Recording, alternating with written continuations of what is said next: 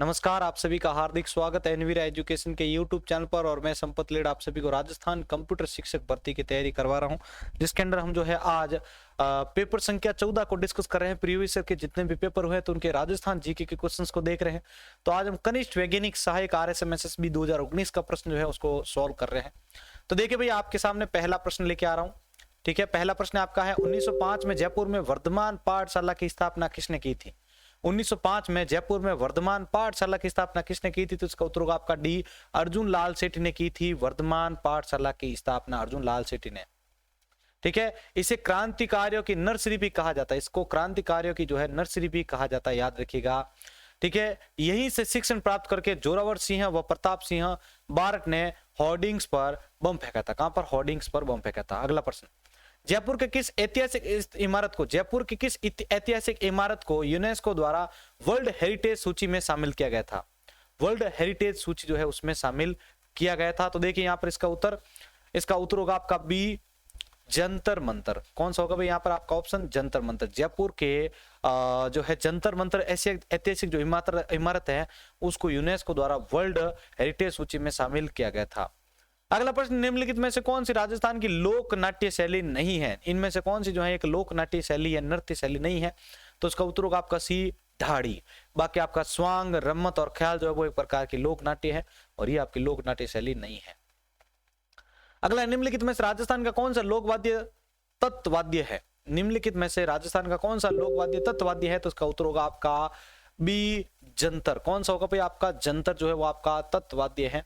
जंतर एक तत्वाद्य, इसे देवताओं का वाद्य भी कहा जाता है। क्या कहा जाता है? देवताओं का वाद्य किसे कहा जाता है? जंतर का। ये एक प्रकार का लोकवाद्य तत्व है, तत्।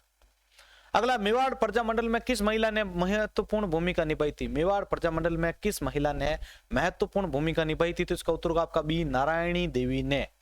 मेवाड़ प्रजामंडल में नारायणी देवी ने महत्वपूर्ण भूमिका निभाई थी। ठीक है, नारायणी देवी मालिनी लाल वर्मा की पत्नी थी जिन्होंने भीलवाड़ा में महिला आश्रमों की स्थापना की थी। अगला है, सर वी.टी. कृष्णमाचारी किस राज्य के दीवान थे? Sir VT. कृष्णमाचारी किस राज्य के दीवान थे? तो इसका उत्तर होगा आपका सी, जयपुर के दीवान थे। Sir VT. कृष्णमाचारी जो है वो जयपुर राज्य के दीवान थे। अगला है, ट्रेंच कमीशन किस आंदोलन से संबंधित है? ट्रेंच कमीशन किस आंदोलन से संबंधित है? तो देखिए इस प्रश्न का उत्तर, ट्रेंच कमीशन जो है वो किस आंदोलन से संबंधित है?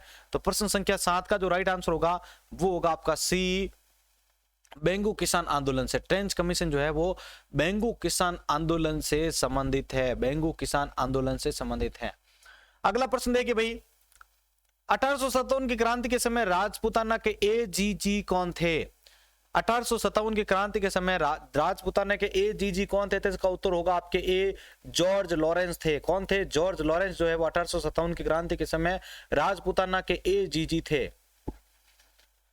ठीक है, लॉर्ड कैनिंग आपके जो है गवर्नर भी थे, ये भी ध्यान रखिएगा। अगला प्रश्न है, हल्दीघाटी के युद्ध से पूर्व महाराणा प्रताप से समझौता करने के लिए अकबर ने निम्नलिखित में से किसे भेजा था?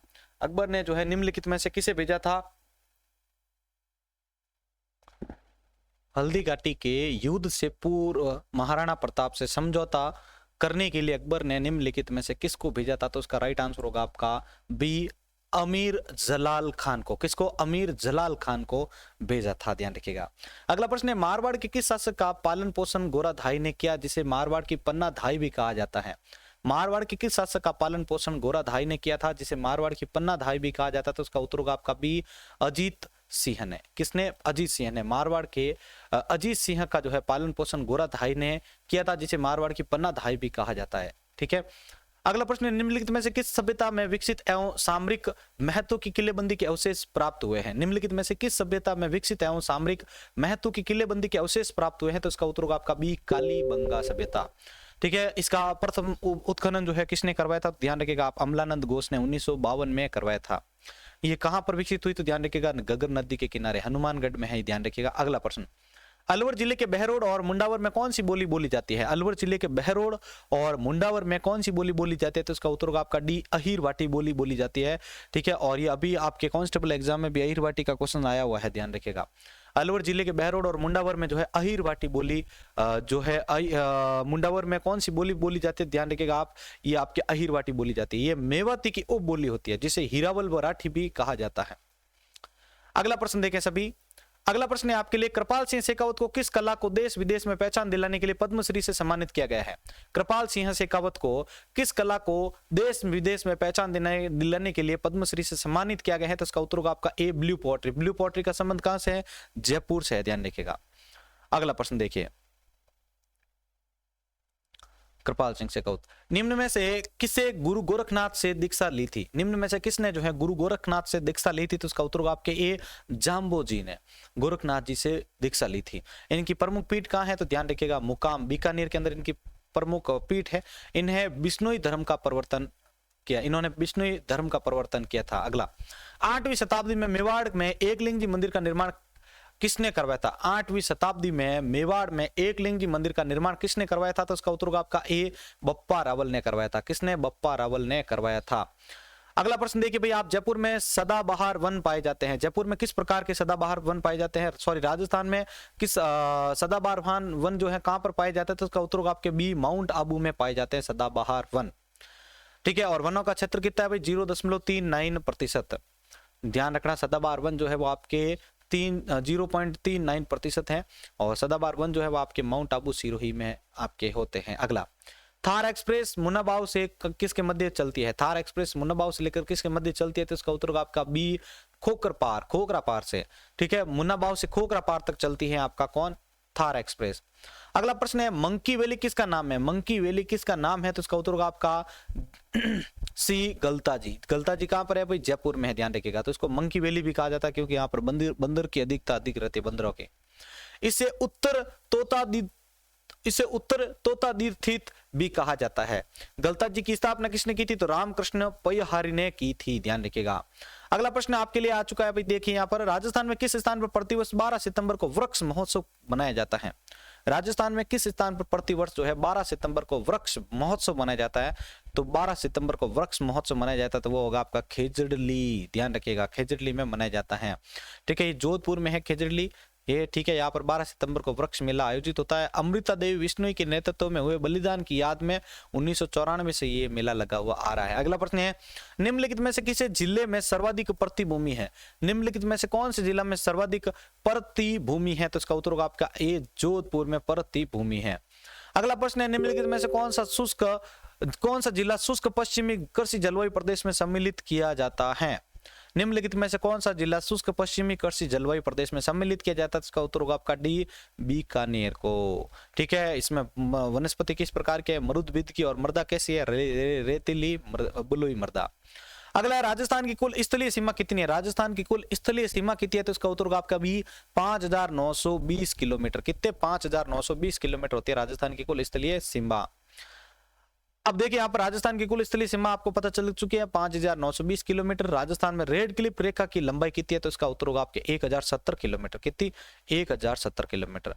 ठीक है, और राजस्थान की अंतरराष्ट्रीय सीमा कितनी है? 4850 किलोमीटर। एग्जाम में पूछा जा चुका है इसका। अगला है, कितने राज्यों की सीमाएं राजस्थान से लगती है? राजस्थान में कितने राज्यों की सीमाएं लगती है? तो इसका उत्तर होगा आपका सी, 5 राज्यों की सीमाएं लगती है राजस्थान के साथ। ठीक है, राजस्थान की सीमा 5 राज्यों के साथ लगती है, जिसमें आपके पंजाब, हरियाणा, यूपी, एमपी एवं गुजरात के साथ कुल 4850 किलोमीटर लगती हैं। राजस्थान में निम्न में से कौन सी नदी सदावाहिनी है? राजस्थान में निम्न में से कौन सी नदी सदावाहिनी है? तो इसका उत्तर होगा आपका डी, चंबल नदी सदावाहिनी है। चंबल नदी को कामधेनु व नित्य वाहिनी नदी भी कहा जाता है। चंबल नदी को कामधेनु और नित्य वाहिनी नदी भी कहते हैं। इसका उद्गम जो है वो आपके जन्ना पाव की पहाड़ी एमपी से होता है, और राजस्थान में प्रवेश कहां से करती है? 84गढ़ चित्तौड़ से करती है। ठीक है, इसकी लंबाई कुल कितनी है? 966 किलोमीटर। राजस्थान में लंबाई कितनी है? 135।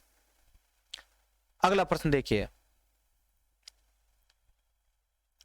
केंद्रीय भेड़ एवं ऊन अनुसंधान केंद्र कहां पर है? सबसे ज्यादा पूछा जा चुका प्रश्न है, केंद्रीय भेड़ एवं ऊन अनुसंधान केंद्र। केंद्रीय भेड़ एवं ऊन अनुसंधान केंद्र कहां पर है? तो इसका उत्तर होगा आपका सी, अविका नगर। अविका नगर कहां पर है? टोंक में है। कहां पर है? टोंक में है, ध्यान रखिएगा पे।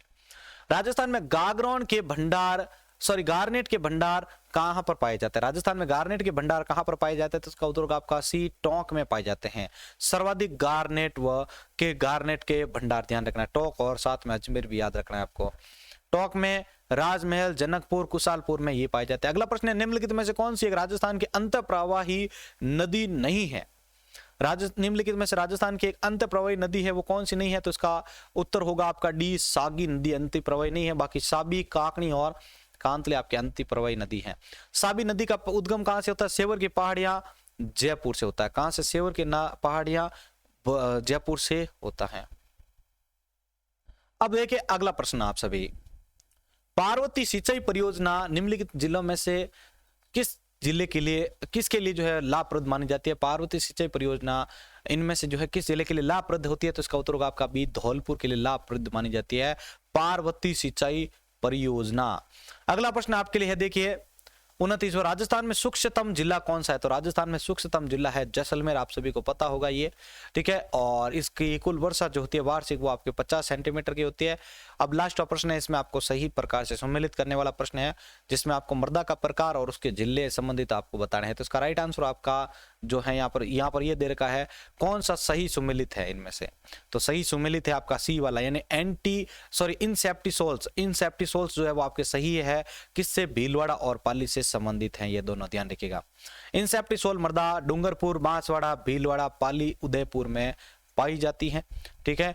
एरिडोल्स जो है वो आपके बीकानेर और जैसलमेर में है, ठीक है। और अल्फिसोल जो है वो आपके जयपुर संभाग में है। इंसेप्टिसोल्स जो है वो आपके दक्षिणी राजस्थान में, और वर्टिसोल्स आपके जो है कोटा, बूंदी, बारा और झालावाड़ के अंदर हैं। तो भाई ये थे हमारे आज के इंपॉर्टेंट क्वेश्चंस। आपको वीडियो कैसा लगा है सभी अपनी राय नीचे कमेंट बॉक्स में दे दीजिए।